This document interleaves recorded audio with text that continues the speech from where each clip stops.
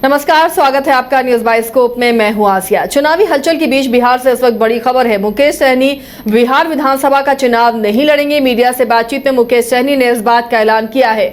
मुकेश सहनी का फोकस गठबंधन के उम्मीदवारों की जीत सुनिश्चित करने पर रहेगा। तो आखिर ऐसा क्या हुआ कि मुकेश सहनी ने यह फैसला लिया है कि वो बिहार विधानसभा का चुनाव नहीं लड़ेंगे। देर रात तक उन्हें मनाने का दौर भी चलता रहा। हमारे साथ स्टूडियो में वरिष्ठ सहयोगी राकेश रंजन मौजूद हैं। सीधे रुख करते हैं उनका। रंजन जी, आखिर ऐसी क्या बात रही? देखिए, उधर जनसुराज के जो संस्थापक हैं पीके, उन्होंने भी फैसला किया वो चुनाव नहीं लड़ेंगे, बहुत जिम्मेदारियां हैं। और अब मुकेश सहनी आगे आते हैं जो कल तक रूठे हुए थे। अब वो कहते हैं कि वो चुनाव नहीं लड़ेंगे, गठबंधन के उम्मीदवारों की जीत सुनिश्चित करेंगे। देखिए, मुकेश सहनी जो है वो आपको एक परेशानी में दिखे। ऐसा लगा कि जो डिमांड्स उनकी थी सीटों को लेकर वो पूरी नहीं हुई। चूँकि पहले मुकेश सहनी ये कहते थे कि उनको 60 सीटों पर चुनाव लड़ना है, फिर कुछ दिनों के बाद जो है वो 40 सीट पर आ गए। फिर उनको उम्मीद थी कि कम से कम 2 दर्जन तो सीट उनको मिल ही जाएगी और उसमें पसंदीदा सीट मिलेगी।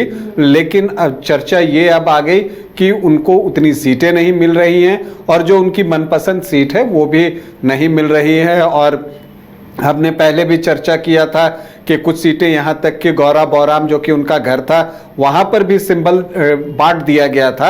हालांकि अब वापस हुआ है। इसमें राहुल गांधी की भूमिका महत्वपूर्ण है। उनको जब ये सारी बातें बताई गई तो उन्होंने एक मध्यस्थता की है और फिर आरजेडी को भी संपर्क किया और चीज़ों को साधने की कोशिश हुई। और फिर देर रात ये तय हुआ कि मुकेश सहनी की पार्टी महागठबंधन में बनी रहेगी। नहीं तो कल शाम तो ऐसी स्थिति आ गई थी कि लग रहा था कि मुकेश सहनी महागठबंधन से बाहर हो जाएंगे। तो देखिए, मुकेश सहनी को अब लगता है कि उनका जो ध्येय है इस बार शुरू से ही वो ये है कि वो उप मुख्यमंत्री बनना चाहते हैं और ये बातें उन्होंने किसी से छिपाई नहीं है। और यही वजह है कि वो कहते हैं कि वो चुनाव नहीं लड़ेंगे, वो राज्यसभा नहीं जाएंगे, लेकिन उप मुख्यमंत्री बनेंगे।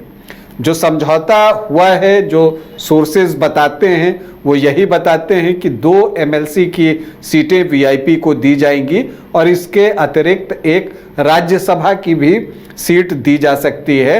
हालांकि मुकेश सहनी का कहना है कि वो राज्यसभा नहीं जाएंगे क्योंकि उनको डिप्टी सीएम बनना है। अब उनकी बात मानी जाएगी या फिर इसी बार जैसा हाल हो जाएगा ये तो वक्त बताएगा। लेकिन उससे पहले ये भी जरूरी है कि कौन सा गठबंधन चुनाव जीत कर आता है, उस पर बहुत कुछ निर्भर करेगा।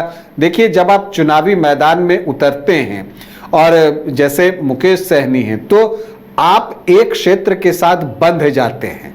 अगर उसी क्षेत्र में आप बंधे रह जाएंगे तो आप अपने प्रत्याशियों का जो प्रचार है वो दूसरी जगहों पर जाकर नहीं कर पाते। तो चाहे आप प्रशांत किशोर को ले लीजिए या मुकेश सहनी को, इनको ये लगता है कि अगर वो एक सीट पर बंध गए तो फिर उनके लिए परेशानी होगी, क्योंकि उनका जो कोर वोटर है वो इतना नहीं है कि उनको एक श्योरिटी दे कि वो वहां से आराम से चुनाव जीत सकते हैं। जैसे जब आप बेस वोट की बात करती हैं, जैसे आरजेडी की बात है, तो एमओवाई उनका बेस वोट है तो उनको एक निश्चिंतता होती है कि ये मेरा 30-35% वोट जो है वो इकट्ठा एक जगह है।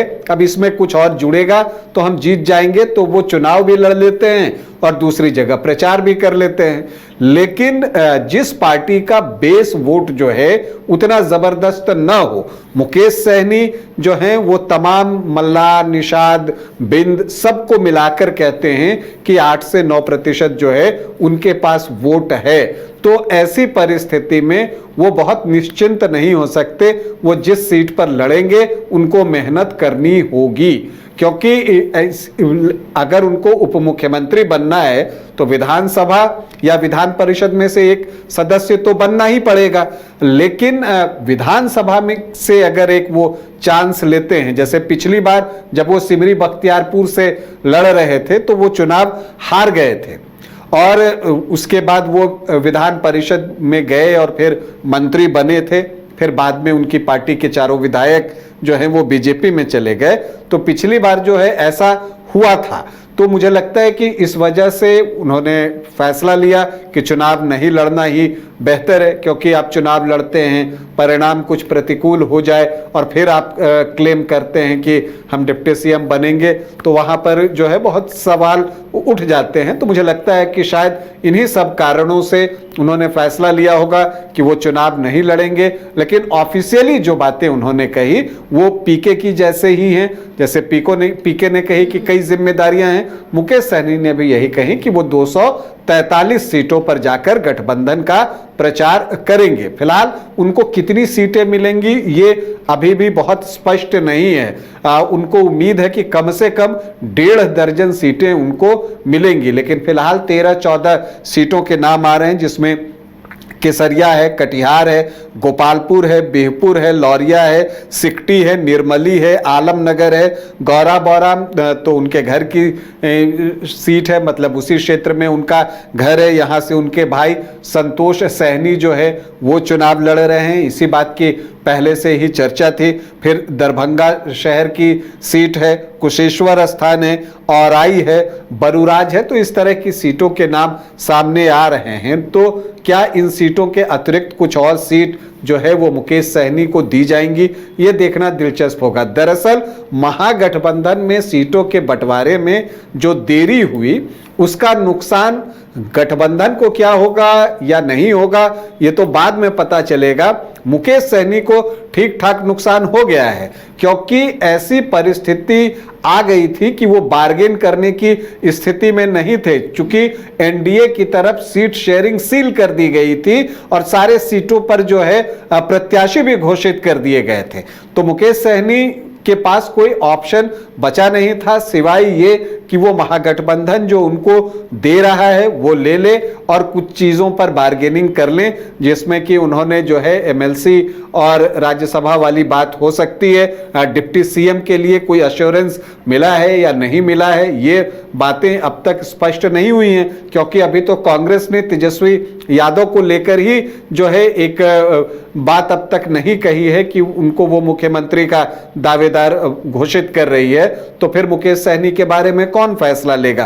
तो ये बहुत सारे सवाल हैं, लेकिन जो सही बात है वो यही है कि मुकेश सहनी के पास कोई विकल्प बचा नहीं था। आखिरकार उनको गठबंधन में ही रहना था, क्योंकि अगर वो अकेले लड़ते तो फिर सीट निकालना बहुत मुश्किल हो जाता। चूंकि आप मानकर चलिए बिहार में ज्यादातर सीटों पर बाइपोलर इलेक्शन ही होगा, जिसमें एक तरफ एनडीए दूसरी तरफ महागठबंधन होगा। इसमें तीसरे के लिए जीतना बहुत मुश्किल है। उनके प्रदर्शन से कोई हार या जीत जरूर सकता है, लेकिन उनकी जीत मुश्किल है। तो इन्हीं सब कारणों से जो है मुकेश सहनी इस परिस्थिति में आए हैं और कुछ सीटें उनको मिल रही हैं। अब उम्मीद है कि जो महागठबंधन के अंदर जो विवाद या झगड़े चल रहे हैं वो सुलझा लिए जाएंगे, क्योंकि आज पहले फेज में नॉमिनेशन का आखिरी दिन है और इसके बाद ही जो है फिर सब चुनावी संग्राम में उतरेंगे। तो चलिए, ये चुनावी हलचल के बीच में बड़ी खबर थी कि मुकेश सहनी चुनाव नहीं लड़ेंगे बिहार विधानसभा का, और उन्होंने कहा है कि वो महागठबंधन के लिए चुनाव प्रचार करेंगे और उसकी जीत सुनिश्चित करने के लिए कोशिश करेंगे। चलिए, बहुत बहुत शुक्रिया रंजन जी आपका। पढ़ते हैं अब खबरों के साथ आगे। शहर की भीड़ से बोर हो गए हो? तो चलिए आज नए वाइब में आपको लेके चलते हैं, जिसका नाम है वैदिक विलेज। एम्स पटना से 10 मिनट की दूरी पर नौबतपुर में स्थित ये सोसाइटी सिर्फ आपके लिए है। यहाँ पे मेन रोड 30 फीट की है, रिंग रोड 24 फीट की है और ब्रांच रोड 20 फीट की है। यहाँ मिलेगा आपको स्विमिंग पूल, जॉगिंग ट्रैक, मंदिर और 24/7 सिक्योरिटी कैमरा जैसी बेसिक एमिनिटीज। शांति और सुकून से भरा प्लॉट चाहिए तो सोचना बंद करो, अभी कॉल करो नीचे दिए हुए नंबर पे। घर रहने का मकान भर नहीं, ये खुशियों की तिजोरी है। दरवाजे पर दस्तक देता पड़ोस, खिड़कियों से उमड़ आता आसमां, तारों में उलझी ऐसी ना जाने कितनी दास्तां। कहती हैं चले डायमंड सिटी, एक सफर हम सफर के साथ अपने घर तक। Diamond city, life long bonding, 500 से ज्यादा खुशहाल डायमंड परिवार। जल्दी करें, सिर्फ 200 फ्लैट बाकी। आज ही बुक करें अपना आशियाना।